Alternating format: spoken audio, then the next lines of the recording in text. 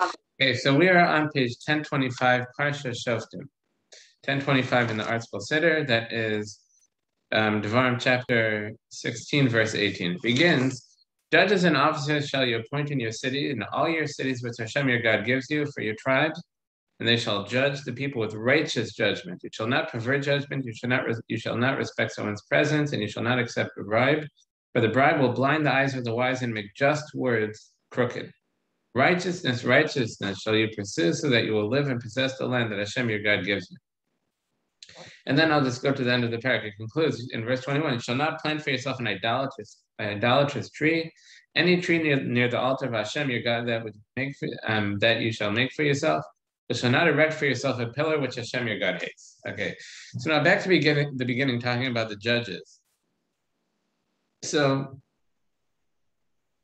it says that judges and officers, judges being those who decide the law, who not necessarily legislate, because we're talking about the Torah law for the most part, but they judge people and make the decisions based on the law. And officers are people who are sent to enforce the decisions of the court.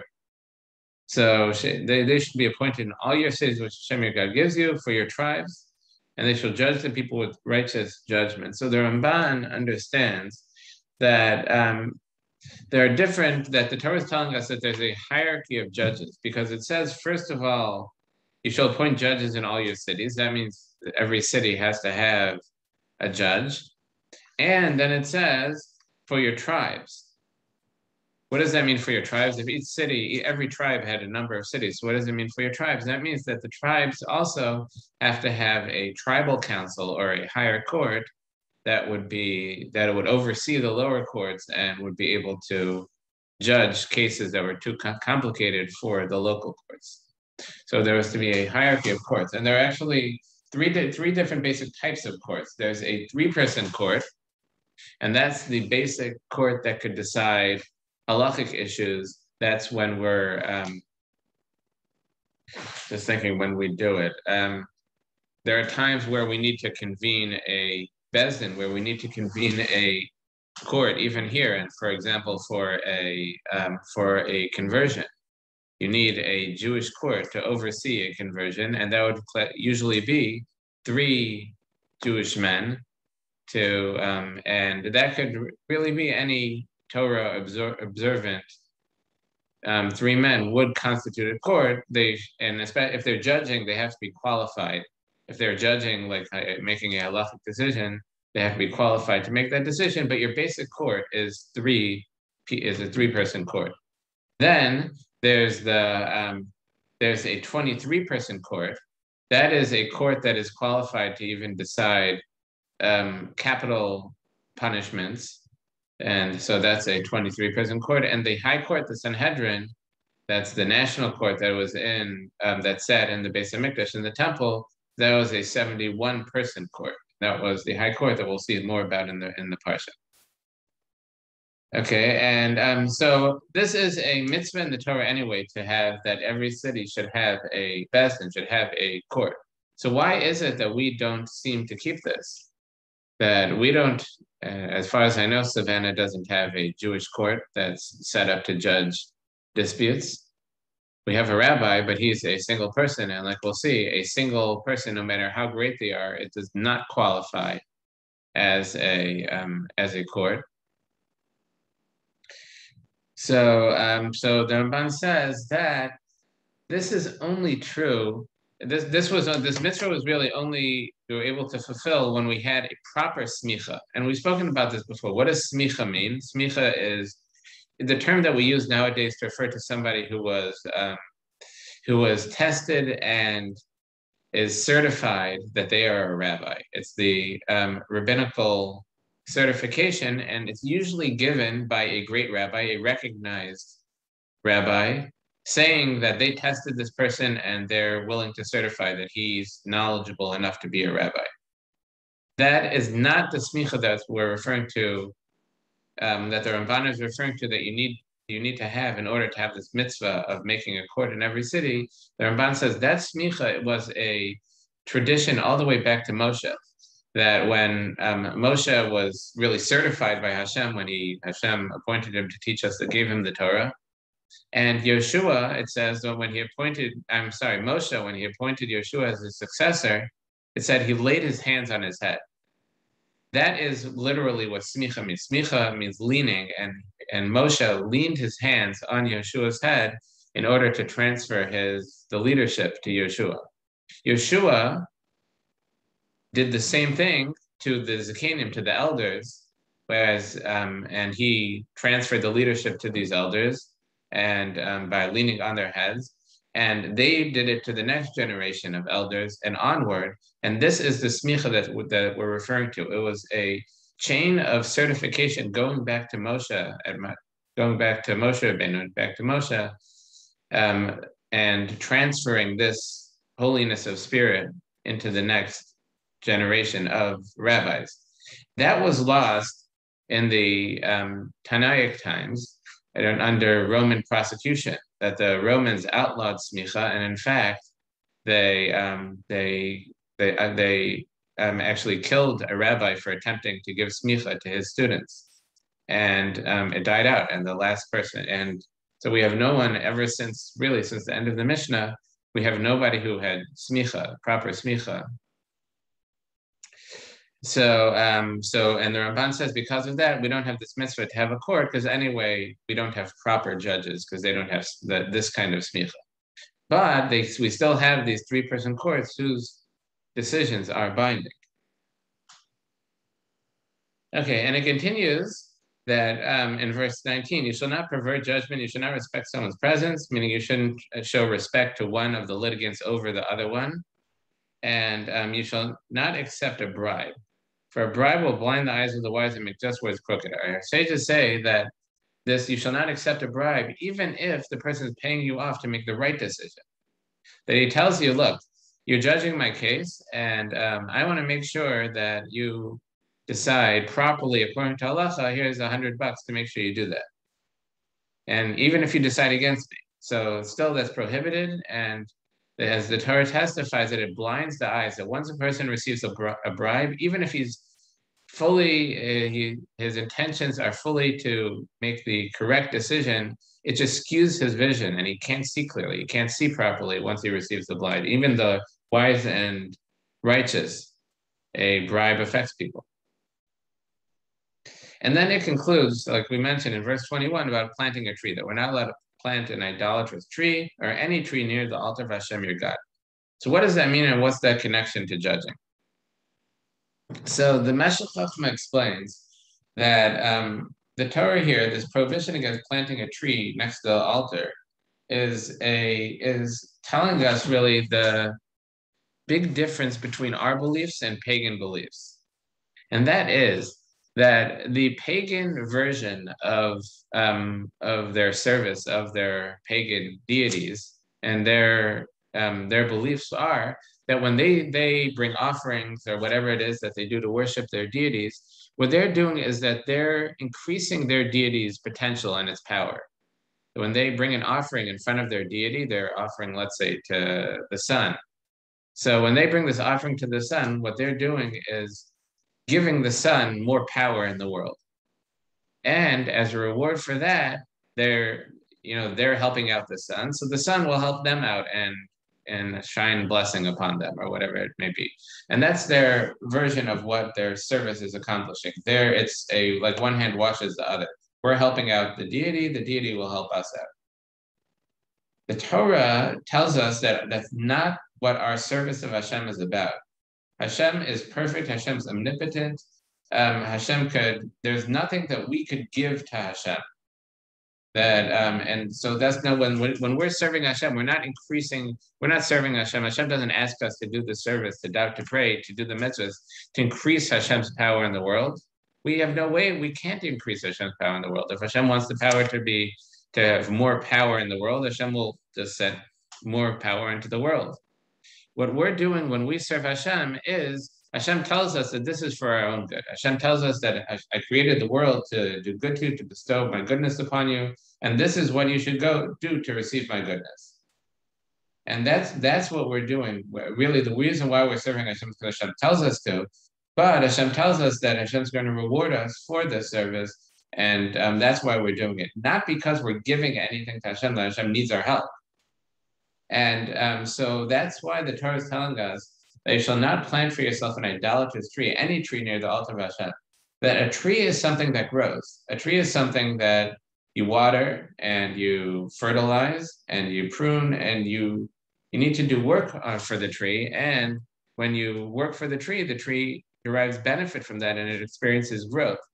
Hashem does not experience growth. Hashem is perfect. Something that's perfect, you can't grow. So, and that's why Hashem says that when we build an altar to Hashem, the altar is made out of dirt. It says, you make me an altar out of earth. That earth is something that doesn't grow. And earth and if you or you can make it out of stone. Make it out of stones, and once again, things that are static, things that don't experience growth, to remind us that we're not watering the tree in a sense when we're bringing our offerings. We're not growing Hashem's power. Hashem's power is perfect. It's unending.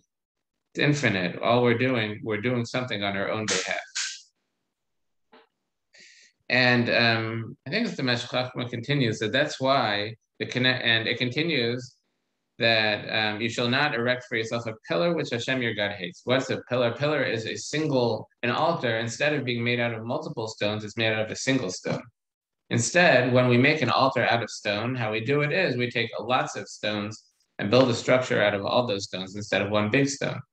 And I think as the Kli Yakar says, that this is telling us about the judging process. That when that we said before, I mentioned that the judges, you have a court of 3, a court of 23, and a court of 71. You don't have a court of 1. And anyone who tries to be a court of 1, they don't have anyone to balance their opinions against. They don't have anyone to bounce ideas off. They don't have anyone to contradict them if their thinking is skewed. So, and even the greatest Torah scholar cannot be a court by themselves. And anyone who tries, it's they're arrogant. It's arrogance, and they're basically going to make wrong decisions. And that's what this altar cannot be made out of a single rock. It has to be made out of lots of smaller rocks that come together to make a larger structure. And that's how a court has to be as well. The court is made up of its components. It's not made up, and that the components, the different people come together to one decision. It cannot be one individual making a decision. And and I think it's the Meshech Chochmah speaks out that the Gemara says that anybody who judges a case and comes to the real truth, so it's as if they're partners with Hashem in the creation of the world. And why is that? Because when Hashem created the world, Hashem did not have any ulterior motives, any motives for self-gain. And how do we know that? Because, like we said, Hashem is perfect. There's nothing we can add on to Hashem. Hashem is perfect. There's nothing that the creation of the world, there's nothing that the world could do that adds on to Hashem. So too, when a person judges in truth without accepting any bribe, without taking anything, and without looking at his own self-gain, so then it's like they're partners with Hashem in the creation of the world, that they came to conclusion without any ulterior motives. Okay, so now moving on. There's a prohibition against bringing offerings that are blemished, and our sages explain that it's not that anyone that has physical imperfections is of less worth than other people, or is lesser in the eyes of Hashem. Rather, it's about if we bring something that is damaged goods, so that shows that we're showing less, that we're showing that we value the offering less, that we're using the stuff that in our eyes is of lesser importance, shows that we're not using our best stuff for Hashem, that we're saving the lesser stuff. It's like if we built the shul out of materials that weren't as aesthetically pleasing. So even though a shul is a shul is a shul, but that shows that we don't value it as much. Okay, and moving on, is the Torah says there's a death penalty for an idol worshiper. And in verse 8 on page 1027, it states, if a matter of judgment is hidden from you between blood and blood, between verdict and verdict, between plague and plague, matters of dispute in your cities. And our sages explain, between blood and blood means if there's a question as to certain blood, that if it comes from a woman, from her menstruation, if this blood is pure or impure, they would render her pure or impure. Or between verdict and verdict, meaning if there's a dispute about a monetary decision. Between plague and plague means there's a question about saras, about the spiritual leprosy, the spiritual disfigurement of the body that could render someone impure, or their clothing or their house. And there's a question as to if this is a pure or impure version. Matters of dispute in your cities. You shall rise up and ascend to the place that Hashem your God shall choose. You go up to the temple. And in verse 9, you shall come to the Kohanim, the Levites, to the judge who will be in those days. You shall inquire, and they will tell you the word of judgment. You shall do according to the word that they will tell you from that place that Hashem will choose. You shall be careful to do according to everything that they will teach you. According to the teaching that they will teach you, and according to the judgment they will say to you, you shall not deviate from the words that they tell you right or left. We have to listen to the decision of this high court, the Sanhedrin. And in verse 12, and the man that will act with willfulness, not listening to the Kohen on page 1029, once again, who stands there to serve Hashem your God or to the judge, that man shall die, and you shall destroy the evil from among Israel. The entire nation shall listen and fear, will not act willfully anymore. So this man who acts with willfulness, not listening to the Kohen. So this is referring specifically to an elder, meaning somebody who is ordained as a sage, as we talked about the smicha before, someone who is ordained and certified as a rabbi, someone certified that they can make halachic decisions. So if somebody has the smicha and they refuse to listen to the decision of the high court and say, I know better, this is the truth and they're wrong, and refuses to listen to them, so that sage is put to death. And the Ramban explains that this is critical to the unity of the Jewish people and the unity of the observance of the Torah.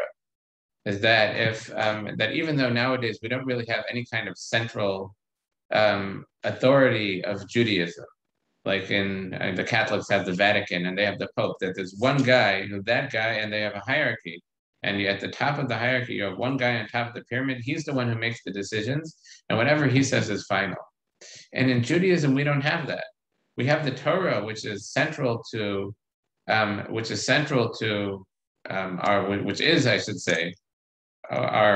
Judaism, and what the Torah dictates. That is what Judaism is. Yet there are different interpretations of the Torah, and we have many disputes amongst the sages from the time of the Mishnah and from the early stages of the Mishnah all the way down to today, that there are differences of opinions and interpretations and how to apply the Torah to different situations. And we don't have any kind of central authority to resolve these disputes. We do have systems of deciding halacha based on precedents, but it comes out that there are many times differences of custom. There are many times that Sephardic Jews do one way and Ashkenazic Jews do another way, or non-Hasidim are accustomed to follow this opinion and Hasidim follow this opinion. And there's a danger, as we see here, that could lead ultimately to almost different religions. You have the people who follow this religion of Judaism and this religion of Judaism. So when we had the Sanhedrin, this high court, it was very important that everybody had to follow their decisions, and there couldn't be dissenters among the sages of the Jewish people. And if there was a dissenter from a decision made by the high court, that dissenter was put to death. And just to be clear, dissenter doesn't mean somebody who disagrees with their ruling. It means someone who refuses to follow their ruling after it's made. Meaning someone could disagree with someone could not agree to the logic of the decision. There would be a dispute. I'm sure many times were disputes in the court, and there were many dissenters to their decisions, but they would vote on it, and whatever decision was made, that's what everybody had to follow. And We're not allowed to act in defiance of the decision. Okay, then it moves on to King of Israel. So 1029, page 1029, verse 14, Stone Chumash. When you come to the land that Hashem your God gives you and possess it and settle it, and you will say, I will set a king over myself like all the nations that are around me, you shall surely set over yourself a king, whom Hashem your God shall choose from among your brethren. Shall you set a king over yourself? You cannot place over yourself a foreign man who is not your brother. And in verse 16, only shall not have too many horses for himself, so not return the Jewish people to Egypt again. And you shall not have too many wives, so his heart will not turn astray. And he shall not increase silver and gold for himself. So he has these three restrictions. The king has, first of all, the king is not allowed to have too many horses. He's not allowed to have too many wives, which the Gemara says is 18. And he's not allowed to have more than 18, I should say. And he's not allowed to have too much silver and gold. And it shall be that when he sits on the throne of his kingdom, he shall write for himself 2 copies of the Torah in a book from before the Kohanim, the Levites, who shall be with him. He shall read from it all the days of his life, so he will learn to fear Hashem his God, to observe the words of the Torah, to increase and to perform them. So his heart does not become haughty over his brethren, does not turn the commandments right or left. He will prolong years over his kingdom, he and his sons among Israel. Okay, so here we have a mitzvah. When we come to the land of Israel, settle it, we make a king. And if you look again in verse 14, it says that people will say, I will set a king over myself like all the nations that are around me. And it says, you shall surely set over yourself a king. We have this mitzvah to make a king for ourselves. So the commentaries ask that if that's the case, why is it that in the book of Shmuel, in the prophets, so it says that the people came to Shmuel and says, let us make a king over ourselves. And Shmuel criticized them very harshly and said that they were very wrong in requesting a king. And he spoke to Hashem, and Hashem agreed with him, and Hashem said that the people were wrong for asking a king. They're rebelling. He said, they're not rebelling against you, they're rebelling against me. Why? In what way are they rebelling against Hashem? By trying to fulfill a mitzvah that's mentioned here.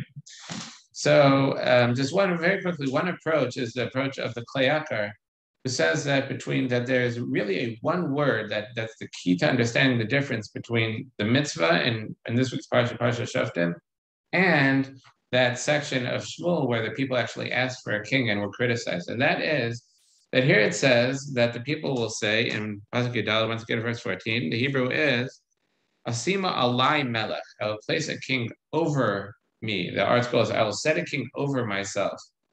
Whereas in Shmuel, when they ask for a king, then it says, Nasa lanu melech, let us make a king for ourselves. So instead of asking a king over us, they asked for a king for us.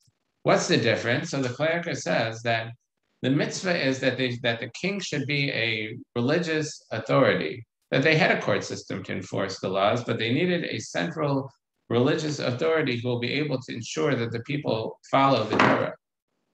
And that's the king over them, meaning that the king is in control and the people are subject and subjugated to the king.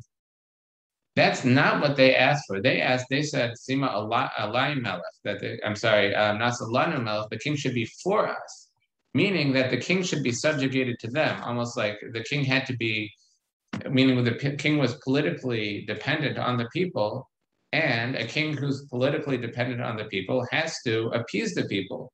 How he appease the people? That he has to maybe bend the justice a little bit for the important people, making sure that the people that he's dependent on are taken care of, and at the expense of the less powerful people.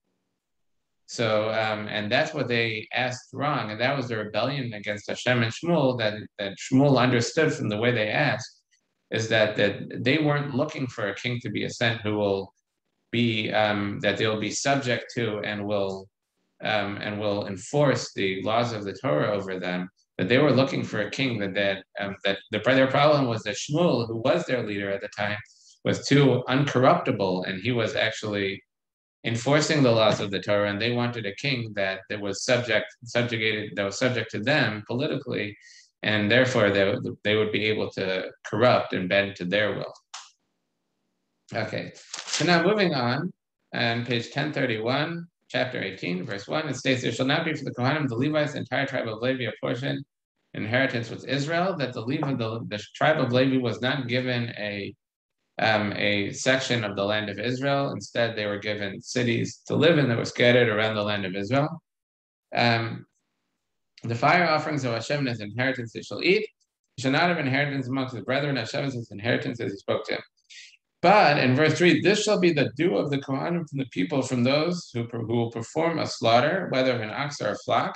This means anybody who would slaughter an animal, not as an offering, but just for their own personal use. They're hungry, they want to eat meat, so they slaughter a cow, they slaughter a sheep, a goat. Strictly a domesticated animal. So if they would slaughter a deer or maybe a bison, a wild animal, this would not be the case. But as it says in ox or the flock, a domesticated animal, he shall give the Kohen the foreleg, the jaw, and the maw. So the foreleg and the jaw is self-explanatory. The maw is actually one of the stomachs of the animal. And when that's the stomach that actually they would use to curdle cheese with. It's the rennet. And we had this discussion before that maw is usually used to refer to the mouth, but apparently maw is something that you put something inside, like a bag that you would keep something inside, and that could be the mouth that you put the food into, but it's referring to one of the stomachs of the animal. And these three things would be given to the Kohen. And the commentaries point out that whereas a Pasuk verse 3, it says Mishpat HaKohanim, and it's translated the due of the Kohanim. A due implies something you owe them. It's not a gift. It doesn't call it this is the gift of the Kohanim. It says that this is the due of the Kohanim, that this is due to them, that you owe it to them. And Rav Shamshan Raphael Hirsch explains that there are three basic services that a Kohen does for us. One of them is with his right hand. His hand is where he does the offering. He sprinkles the blood of our offerings. There you have the mouth that he blesses us. The blessing of the Kohanim is done with the Kohen's mouth. And there's the eating of the offerings, and our sages say that when the Kohen eats our offering, that itself, the eating of the Kohen, is what brings us atonement. So in thanksgiving for really as payment for those three services that the Kohen does for us, we give the arm of the foreleg of the animal. It's payment for what he does with its arm. The offering of the animal, and in payment for the blessing of the Jewish people, we give him the jaw of the animal, the jaw, and in payment for the eating of our offerings, we give him the maw, which is, like we mentioned, one of the stomachs of one of the ruminant stomachs of the animal. Okay, and it continues in verse 4, the first would be grain, wine, oil, the first would be assurance, would be flock, you shall give him. For him Hashem has chosen from among your tribes to stand and minister in the name of Hashem, him and his sons all of the days. Okay, then it continues that they would split the offerings evenly, but they did have meaning with the Levites and the Kohanim, when they came up to do the service, they would split, everybody was there, would split it evenly, but they actually had a division of labor where they had a rotation of weeks, who was on that week, and that whichever group of Kohanim would be doing the service that week would get the offerings. Okay, now on page 1033, there's a mitzvah of prophecy, but it's introduced with how we should not divine the future. And verse 9 and 1033, when you come to the land that Hashem your God gives you, you shall not learn to act according to the abominations of those nations. There shall not be found among you one who causes his son or daughter to pass through the fire, one who practices divinations, or an astrologer, one who reads omens, a sorcerer, or an animal charmer, one who inquires of Ov or Yudoni, one who consults the dead. These are all different ways that they would try to divine the future. For anyone who does these, it's an abomination of Hashem, and because of these abominations, Hashem your God banishes the nation from before you. You shall be wholehearted with Hashem your God. What does that mean? You shall be wholehearted with Hashem your God. Rashi explains that means that we shouldn't worry too much of the future, that we have to understand that we have Hashem there looking out for us and taking care of the world. And of course, there's a mitzvah in the Torah. We have to guard our health, and we have to guard our life and do what's best for us. But past that, past doing what we could understand based on what we know in the present, we shouldn't worry so much about the future. We shouldn't have this anxiety. What will be tomorrow? Let me consult the stars, or do this magic trick, consult the dead to try to tell me what's going to happen tomorrow, what's going to happen in a week, that is that's worrying too much, implying that we don't trust Hashem will take care of us. And it says you shall be wholehearted with Hashem your God. Just trust it. You do what right now is the right decision, and worry about tomorrow. And that doesn't mean, just to be clear, this is something I've heard many times from my Rosh Hashiva, is that doesn't mean that you don't make plans for the future. It doesn't mean that you're living in the moment and you have spend all your money gambling because tomorrow's live today, and tomorrow you worry about tomorrow. That's not what it means. What it means is that you take all the information you have available now and make the right decision based on that right now. And will things change tomorrow? Maybe they will. That's where we trust in Hashem, that Hashem will take care of us. But it doesn't mean we're frivolous with what we have and don't worry about tomorrow. Of course not. Okay. Okay, so that's that. That's what not to do. Don't be so concerned about the future that we start divining based on asking the dead or whatever else, astrology, whatever else they would divine. Rather, in verse 15, a prophet from your midst, from your brethren like me, shall Hashem your God establish for you. To him shall you hearken, according to all that you asked of Hashem your God in Horeb on the day of the congregation, saying, I can no longer hear the voice of Hashem my God. This great fire can no longer cease, so that I shall not die.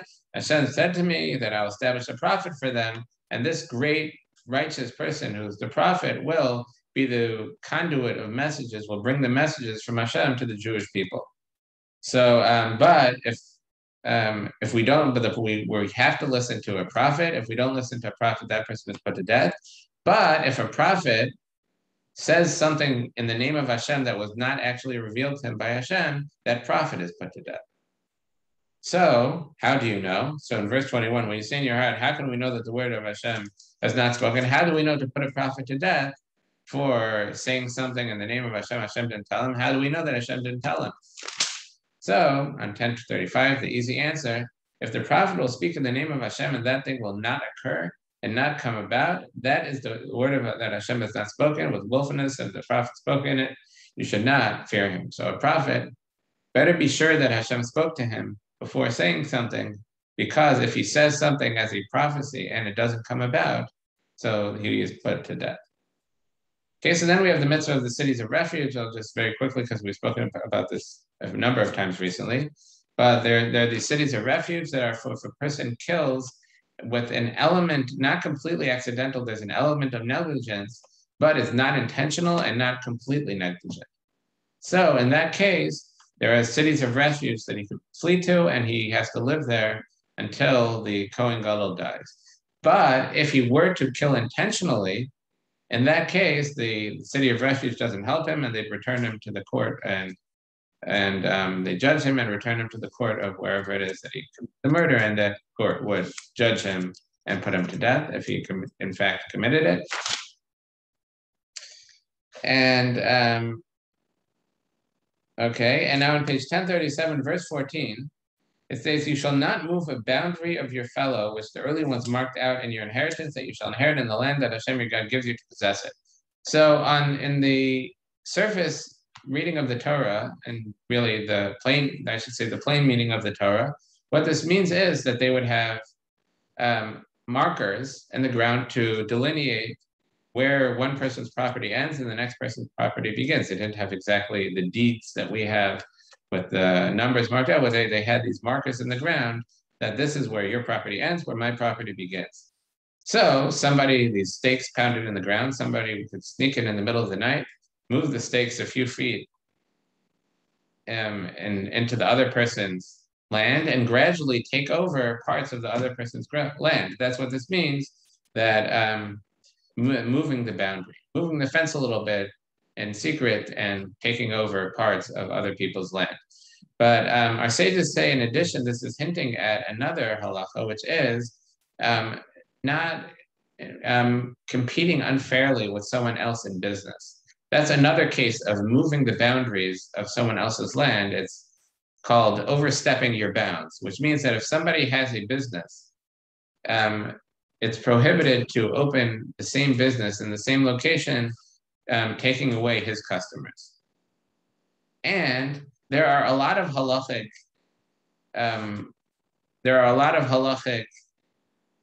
conditions for this, meaning that just because there's one bakery in the city, that doesn't mean that another person can't open a bakery. And it has to be in similar location, maybe competing over the same customers. So if this is an issue, talk to a halachic authority, but there is a halachic issue of unfair competition. And that means opening a similar business in a location where business exists already. Okay, now moving on, conspiring witnesses. So 1037. I'm on page 1037, verse 15. A single witness shall not stand up against any man for any iniquity or any error, regarding any sin that he may commit. A single witness is not believed to testify about anyone committing a sin or to take money away for that matter. According to 2 witnesses or according to 3 witnesses shall a matter be confirmed. And in verse 16, if a false witness stands against a man to speak up spuriously against him, then the 2 men and those who have the grievance shall stand before Hashem, before the Kohanim, the judges who will be in those days. The judges shall inquire thoroughly, and behold, the testimony was false testimony. He spoke up falsely against his fellow, on page 1039, verse 19. You shall do to him as he conspired to do to his fellow, and you shall destroy the evil from your midst. And those who remain shall hearken and fear, and they shall not continue again to do such an evil thing in your midst. Your eyes shall not pity, life for life, eye for an eye, tooth for a tooth, hand for a hand, foot for a foot.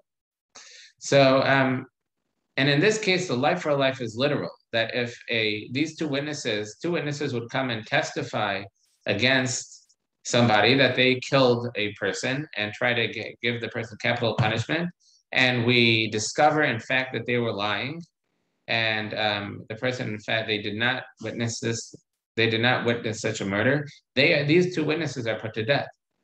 That they are... we do to them as they try to do to their fellow. And the Gemara and the Mishnah really discusses, how do you know that they're lying? You have 2 witnesses come and saying, we witnessed this. How do we clarify that they're lying? If 2 witnesses and come and say, we were there and it didn't happen, these 2 witnesses said it did happen, these 2 witnesses say it didn't happen. So that's a contradiction. That's not evidence that it didn't happen any more than the 2 witnesses who are claiming it did happen. And even if 100 people would say that it didn't happen, halachically 102 are equivalent, that there's an institution of witnesses, and 2 witnesses are enough to make a kosher testimony, and 100 witnesses are not more kosher than 2. And it's the same institution of witnesses. So if you have a contradiction between 100 witnesses against 2 witnesses, we leave it as a contradiction, and it may be unresolved. But we don't believe one group over the other group. So how do we in fact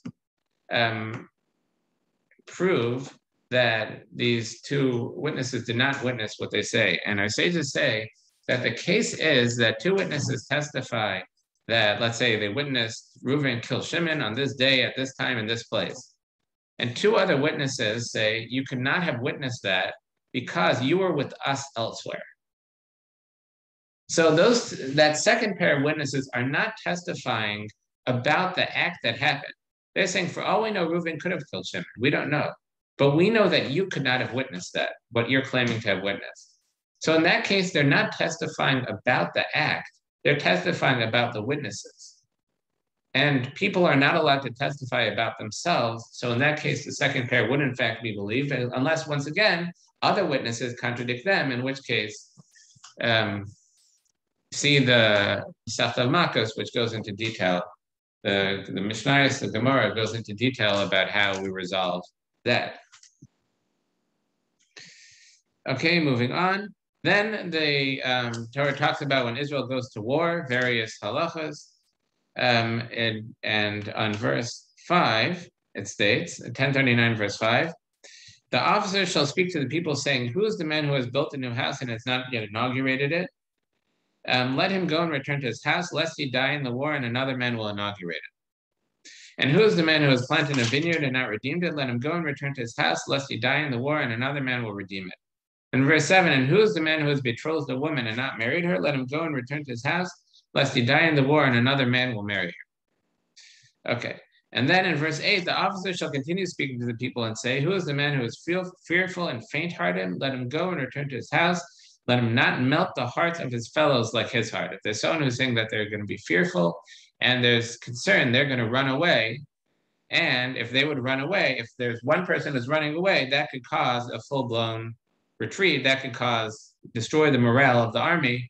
If you have such people, our sages say that this is in fact is actually referring to somebody who feels that they're a sinner and they're afraid that they would not merit the protection, Hashem's protection, and that's what's causing their fear. So that person could go home, and when the officer has finished speaking to the people, the leaders of the legions shall take command at the head of the people.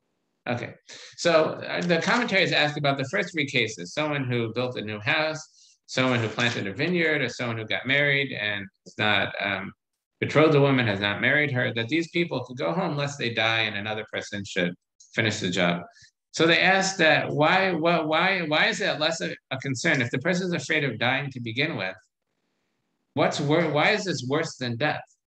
Meaning they built a house. Okay, they built a house. So they're afraid they're going to die and someone else is going to live in the house that they hadn't had a chance to live in. In what way is that worse than death? If the concern is about death, you think that would be enough to be afraid, and that we would let them go or make them go because their fear would infect others. So I think it's Rav Shimon Schwab says that you see from here that if someone's going into battle, they're going into war, especially into a holy war as these are wars with Jewish people. So death is something that they'd accept. It has to be, if a person's going to war, they accept that possibility that they're not coming back home. And it's something that they're fearful of, but something that they have to make themselves accept. But in the case of, he says, someone who builds a house or someone who plants a vineyard, someone who betroths a wife, hasn't married her, these people have these grand plans for the future. That what's their thinking? They build a house. They're thinking about all the great things that they're going to do in that house. That they're going to put up mezuzahs, they're going to study Torah, they're going to raise a family in that house, and and they're going to do so many mitzvahs. A person who they plant a vineyard, they think about that they're going to harvest, they're going to do the mitzvah of Bikurim, they're going to give the 10th to the Levi, they're going to give Truma, they're going to give the portion to the Kohen, they're going to give charity from what they grow.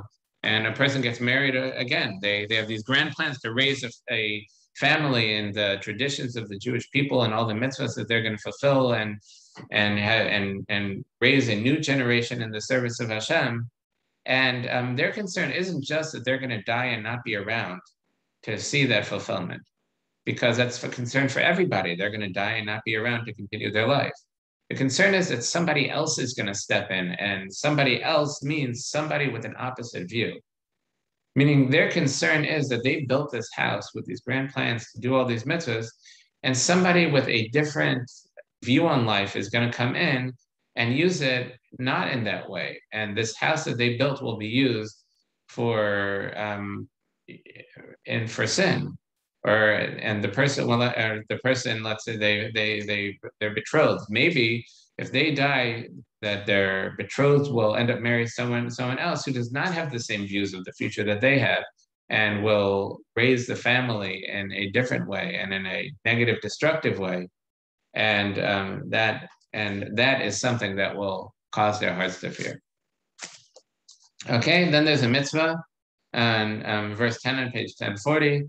That when we invade a place, the first we have to go and offer them peace, and that does not mean we'll leave them alone. It means that the people will be attributed, they'll serve us, they'll abandon their idolatry. Okay, and page 1043, verse 19, it states, when you besiege a city for many days to wage war against it, to seize it, do not destroy its trees by swinging an axe against them. For from it you will eat, and you will not cut it down as the tree of the field. A man that should enter the siege before you, is it like an enemy soldier? There's a prohibition against cutting down the trees around the cities that we're besieging. Only only the tree that you know is not a food tree, it may be destroy and cut down and build a bulwark against the city that makes a war with you until it is conquered. So there's a prohibition against destructively destroying fruit trees, even in an invasion. And as sages say, even the more so when we're not invading a city and we don't have a military reason to cut down the trees, that there's a prohibition against cutting down fruit trees. And in fact, any kind of wasteful activity that's destructive and wasteful is prohibited. And for this reason, there's a halacha that it's prohibited to cut down fruit trees. And this is very relevant. People many times, they have a fruit tree in their backyard and it might be in the way of a planned expansion of either renovation of the house, or they want to redo the backyard, and they should ask a shaila, they should ask a question of a pasuk before cutting down any fruit trees, because it could be halachically problematic. Okay, and the Parsha concludes on page 1043, chapter 21, an unsolved murder. It states, if a corpse will be found in the land that Hashem your God gives you to possess it, fallen in the field, it was not known who smote him. So this is a corpse out in the field, meaning outside the cities. Your elders and judges shall go out and measure towards the cities that are around the corpse. It shall be that the city nearest the corpse, the elders of that city shall take a heifer with which no work has been done, which has not pulled with a yoke. The elders of that city shall bring the heifer down to a harsh valley, which cannot be worked, it cannot be sown. They shall axe the back of its neck in the valley. They break its neck with an axe. The Kohanim, the offspring of Levi, shall approach for them. Hashem, your God, chose to minister to him and to bless with the name of Hashem. And according to their word shall be every grievance and every plague. All the elders of that city who are closest to the corpse shall wash their hands over their heifer that was axed in the valley. They shall speak up and say, our hands have not spilled its blood, and our eyes did not see. Atone for your people Israel that you have redeemed, O Hashem. Do not place innocent blood in the midst of your people Israel. Then the blood shall be atoned for them. We shall remove the innocent blood from your midst when you do what is upright in the eyes of Hashem. So our sages asked, do we really suspect that the elders of the city murdered this person, that they have to say that our hands have not shed this blood? And our sages answered that they're not making a statement that they didn't commit the murder. What they're saying is that they did not enable the murder, and by allowing the person to leave unescorted. And this doesn't mean that they travel with them the whole way, but there's a mitzvah when a person is leaving that we walk them out. And even a short distance, when we walk them out, we're showing that they're valuable, that they have value to us. And we're not just dismissing them, but we appreciate them and they have value to us. And if thieves, usually bandits, are watching the city to see who's coming out, if they see that somebody's walking, escorting them, so they see that this person has friends, that there's somebody who values them, they won't be so quick to attack them. And but what's this whole thing with the cutting of the heifer's neck? So the Rambam explains that what this accomplishes, that it gets people together, that when they do the ceremony, so the elders of the cities around where this happened come together, and that brings them all together talking about this murder. So they'll discuss if they saw anything, if they heard anything. They know the people in the city, they know who's likely to have done it, and maybe this will bring about an understanding of who actually did it, and the publicity of this also, that people hear that this was done. So people will be talking about it, and that might bring about a finding who it was who in fact did it. The Ramban, though, adds to this that this is a fringe benefit, but in that case, this whole ceremony would seem superfluous and meaningless, that they take an ox with all these requirements and break its neck, that would seem, and that they do it in an open area where nothing can grow. And the Ramban says that, in fact, this is an example of a chok. This is a law in the Torah that we don't understand. The meaning is not understood to human beings. Okay, and the Haftorah this week is on page 1199. It's another one of the Haftorahs of comforting that follow Tisha B'Av, the 7 Haftorahs of comfort that follow Tisha B'Av from the book of Yeshaya. And where am I? And it actually goes back and forth. It's very interesting that it goes back and forth between the troubles that we experience and the great salvation that Hashem will bring to us. Okay, shkaya. Have a great Shabbos.